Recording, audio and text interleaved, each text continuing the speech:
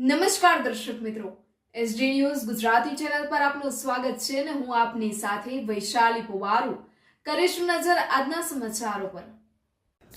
સાબરકાંઠા તલોદથી તલોદ ખાતે પ્રાથમિક શાળા સંલગ્ન પ્રાથમિક શાળા મૈયલ ખાતે શાળામાં સ્વનિર્ભર શાળા સંચાલક મહામંડળ ગુજરાત દ્વારા મહામંડળના સંગઠન પર્વની ઉજવણી અંતર્ગત રેકોર્ડ બ્રેક વૃક્ષારોપણ કાર્યક્રમનું આયોજન કરવામાં આવ્યું।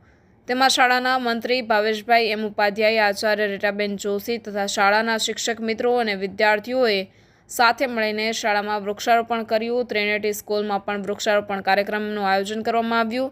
તલોદ પ્રાંતિજ ધારાસભ્ય, નગરપાલિકા પ્રમુખ રમીલાબેન ચાવડા, કોર્પોરેટર વસુબેન સોલંકી, રચનાબેન ગાંધી એક બાર એક છોડની વ્યાખ્યા પૂરી પાડી હતી।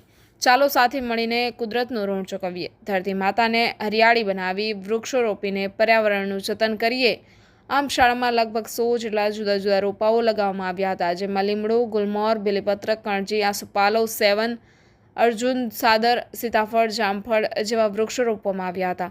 Reporter Paresh Sharma, SD news Gujarati, Talod, Sabarkantha.